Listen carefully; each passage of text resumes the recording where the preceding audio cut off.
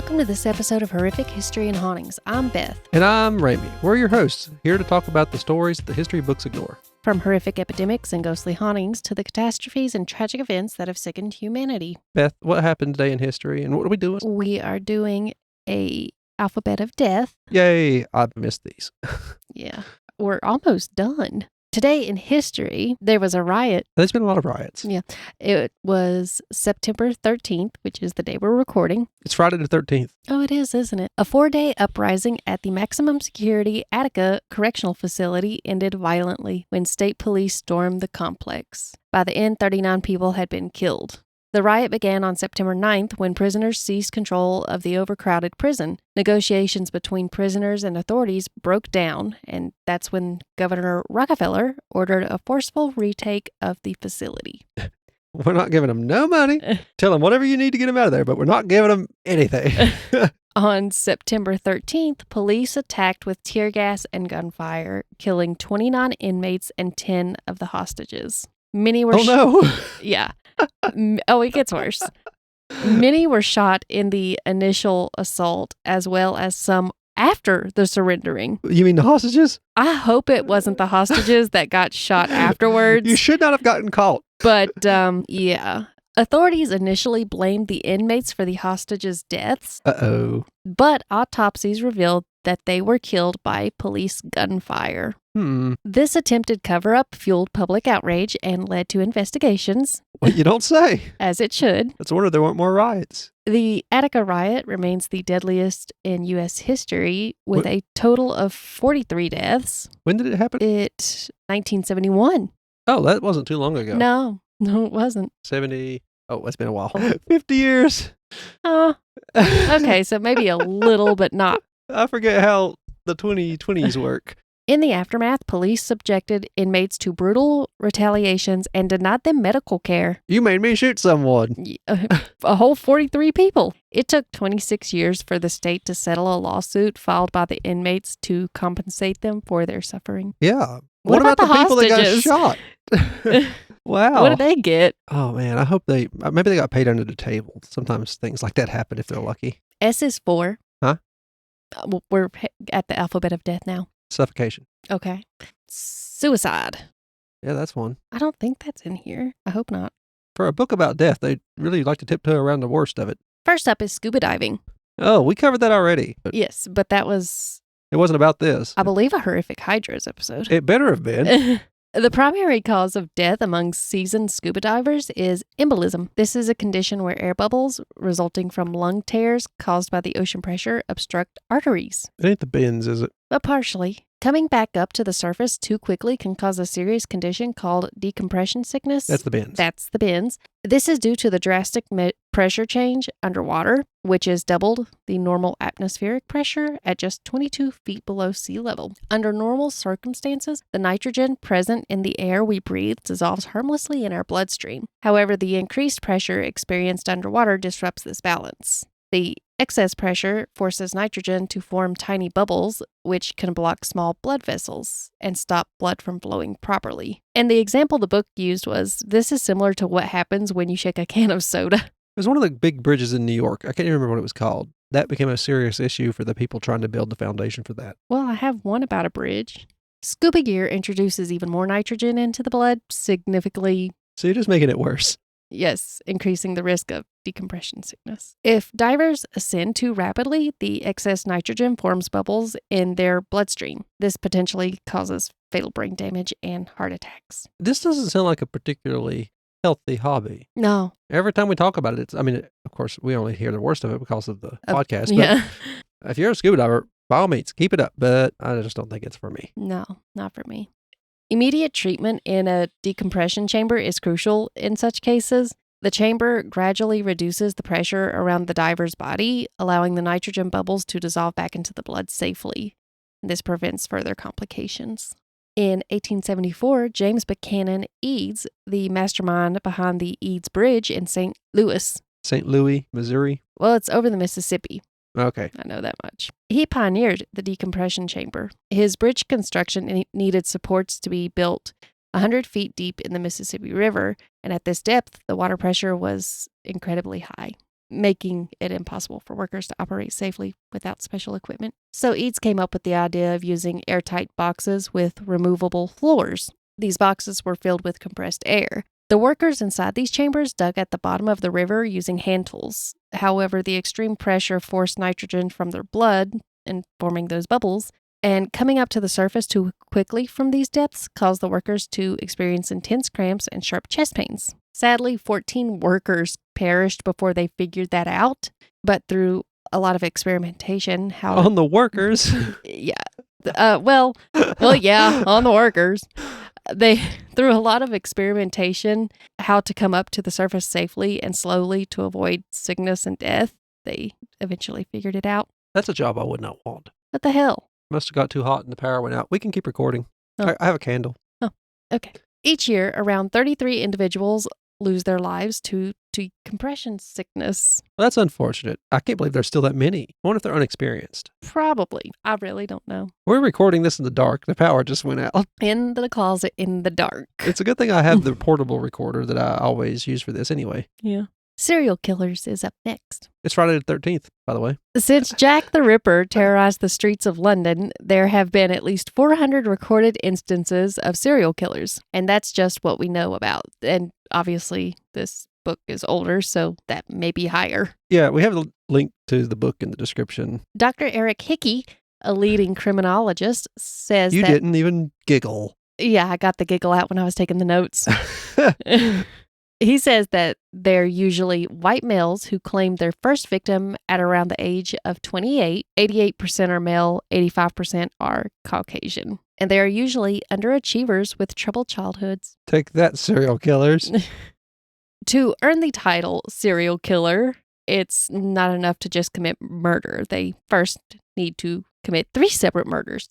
Third time's charm. Usually there is a cooling off period in between the victims. This could be days, weeks, or even years. They also usually have a particular method for their killings. The earliest documented case of an American serial killer spree involved 2 cousins known as Big Migaja and Little Wiley Harp. She has had it wrote down in a pronunciation guide here. So if she's not got that right, we apologize. Yeah. I don't think we should apologize to the serial killers, though. No, no. We don't care if their name's wrong. They're Yeah, not I don't important. think they're even around, but their descendants may be. Yeah, well, considering they left their home in New Jersey in 1775, I highly doubt they're alive. They left their home seeking jobs in the South. Instead of becoming respectable overseers like they had planned, they turned to a life of crime. Overseers. Now, Beth, was that a respectable position? I'm not sure. What's an overseer? I'm pretty sure they ran the plantations. Oh, it said respectable. So, Maybe that was just a word for manager back then. But I'm pretty sure I've always heard the word overseer now in that things. you mention it, I remember in Gone with the Wind them talking about an overseer who did that. So Yeah, you might be right. I So mean, maybe whether- not respectable. Unless they wanted to get in charge of their own vault tech vault. Let's look up the definition. Beth, we have no internet. The power's out. Oh, crap. Maybe not so respectable. But they didn't turn out to be respectable people anyway, so that's possibly the way it is. They joined the gang of outlaws who terrorized North Carolina. They raped, robbed, and burned down people's homes and property. Literal raiders. Yes. They also confessed to murdering 40 people. Well, they done well for the first in America that we know of anyway. I'm sure there was more. But probably, and they just didn't I mean, have the term serial killer. Yeah. In the end, justice caught up with them. Their heads were displayed in an oak tree as a warning. To whom? The other I serial guess killers? other people that would want to go around killing, raping, robbing, and burning stuff. Seems like a risky job. Every time I play a game or read a story about raiders and bandits in D&D or anything, I'm thinking, man, that is so risky. Carl Panzram was an alcoholic by the age of 9. He then soon turned to arson, sodomy, mugging, and eventually murder. Starting in 1900, he claimed the lives of 10 people in the United States. Then he continued his killing spree in Europe and South America with at least a dozen more victims. And that's the ones we know about. Yes. And he even managed to murder 6 men in a single day during his short trip to Africa. Panzram showed no remorse after being caught, even up to the day of his execution. It's said that he spat in the executioner's face and said, "Hurry up, you bastard. I could kill 10 men while you're fooling around." He had an addiction Yeah. or some serious greed. I don't know if he got anything from these people, though. I don't know. I mean, I guess he did get things. Arson or sodomy and mugging. Yeah, Yeah, I guess the mugging part, he got something. he's a dirty guy. Yep. Took him far too long to catch him. Of course, at 1900, what do you expect? They weren't stupid. They just didn't have the same tech Resources. level. Yeah, resources. Edmund, I mean, sometimes they were stupid. They drink mercury and uranium water. So it's good for you. You have a cold. Obviously, the sulfur is what's best for you. I'm pretty sure mercury was used to cure syphilis, if I remember my sawbones correctly. That's actually a topic later. Edmund Kemper picked up unsuspecting hitchhikers to murder them. Hey, isn't he the one in that series about the first FBI agents to start profiling? Yeah, he's the one that helps them. Oh, I kind of like the dude. He's just so calm, and I mean they meant to make him that way, though. Yeah. Well, I think if I remember correctly, that's how he is. Yeah, genuinely nice. He hated his mom and wanted to take out the girls that she liked more than him. Other than this short little bit, it's been a while since I've looked into him. He was the co-ed killer, right? I don't know. The college girls? Maybe, probably. I'm not sure. He claimed the lives of women starting in the 1960s. Despite possessing a high IQ, Kemper's mind is dark and twisted and filled with desires for mutilation and necrophilia. He was finally caught and sentenced to life in prison, and he now uses his knowledge to help the FBI develop their serial killer profiler program. Eventually, we'll have to do an episode fully on him. Ted Bundy. He killed brunette women because of his own insecurities between 1974 and 1978. Did he drive a Volkswagen? Yes. I want to say it was a little yellow one. He would fake injuries and play on their sympathies and lure them into his deadly traps. In the end, he claimed the lives of 30 young women. Justice was finally served in 1989 when he was sentenced to death by electrocution. Oh, I'm surprised they were still doing that in 89. Between 1978 and 1991, Jeffrey Dahmer preyed on young boys. He took 17 innocent lives. His crimes went beyond murder, though. He also indulged in cannibalism and stored the body parts in his refrigerator. I couldn't watch that series. I did. I tried. I have the anxiety of getting caught for them. I'm like, my anxiety is spiking because I'm afraid they're going to get caught. He should have been caught long before. Yeah, though. he kept slipping through their fingers. And his neighbor, that poor woman. It makes me sound very guilty when I say that, but there's no possible way I'd be able to live with the anxiety of just knowing you're going to get caught one day.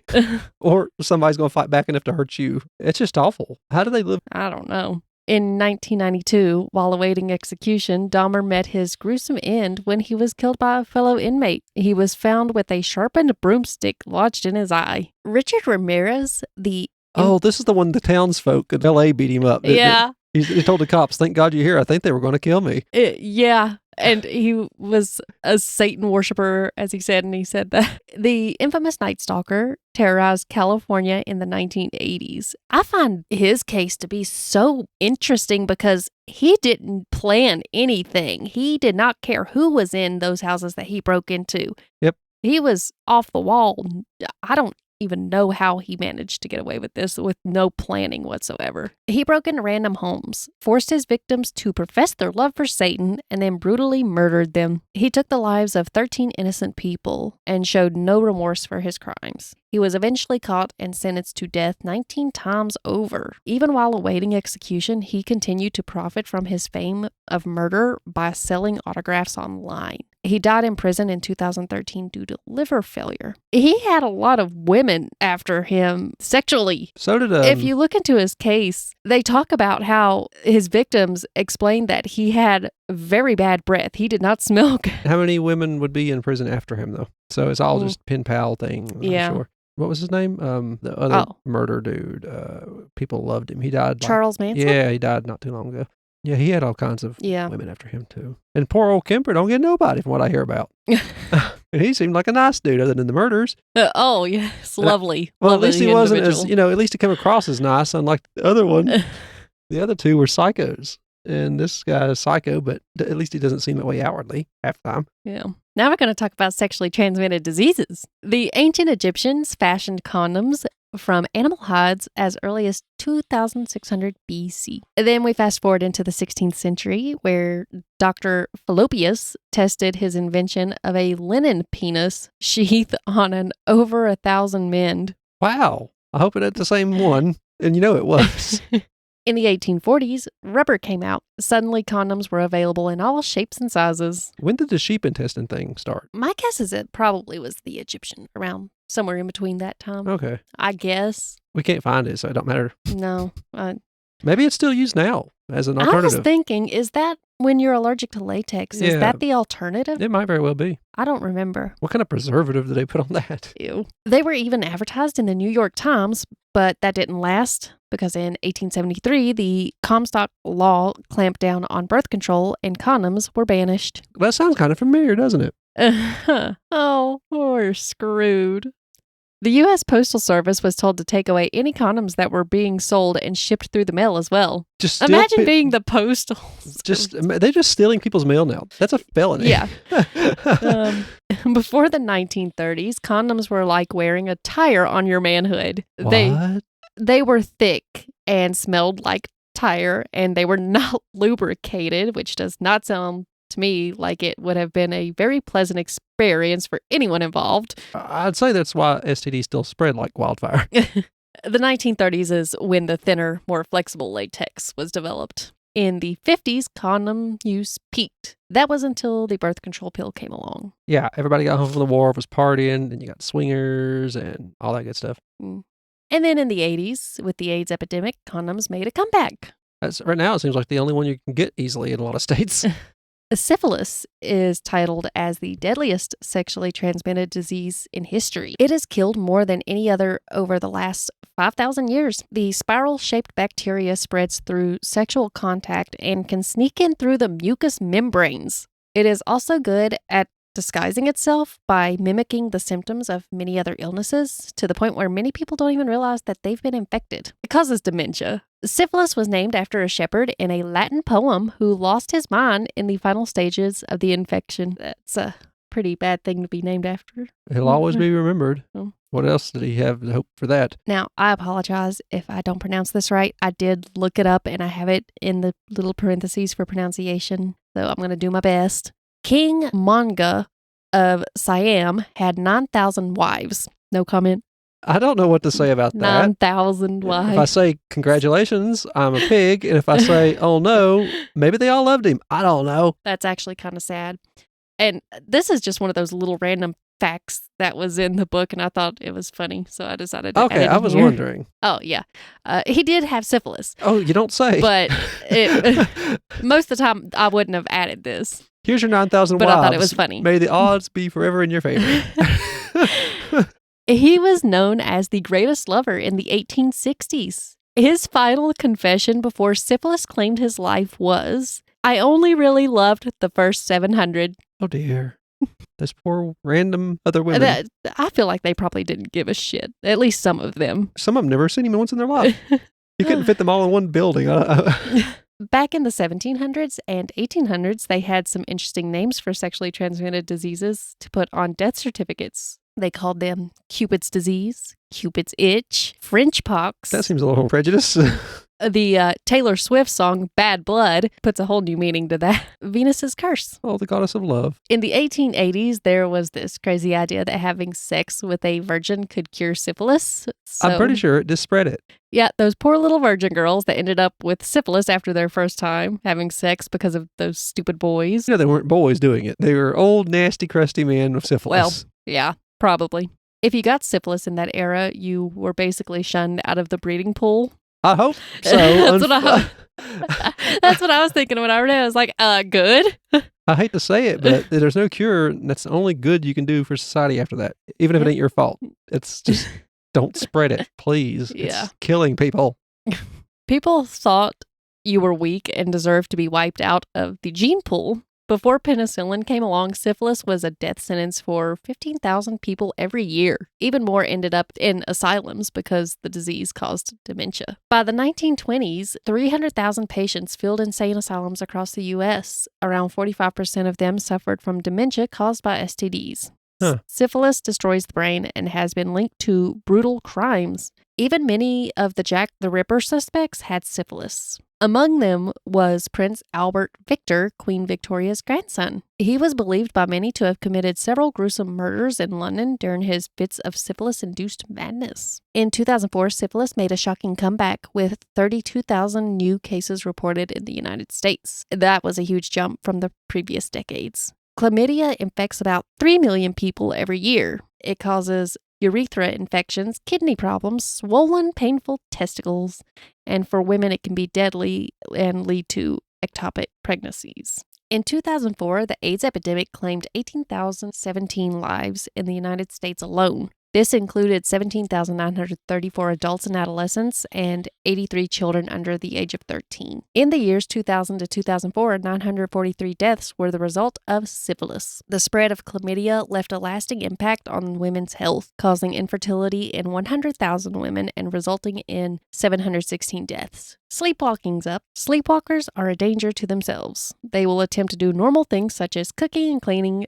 even worse, sometimes driving while still asleep. That's not healthy. No, they've been known to unlock doors, climb out windows, and carelessly use appliances. Mama made coffee in her sleep one time. She did. She poured all the grinds just in the sink. I don't even think she made coffee. I think she tried to Took a shower in her new dress. Yeah. Was pulling on a light bulb. Yeah, she came out of the bathroom and started because it was one of those light bulb. switches. Yeah. Instead, she was pulling on the light bulb. Poor Memo. In Wyoming, in 1977, a rancher was sound asleep when he wandered out of bed, slipped on his slippers, and grabbed a saddle. He hopped over the wrong fence and right into the bull's pen. He was, I guess, trying to ride his horse, but that didn't turn out great because he was pierced by the bull's horns and killed. That's a horrible way to wake up. I hope he didn't wake up. I'm sure he did. That's a little jarring.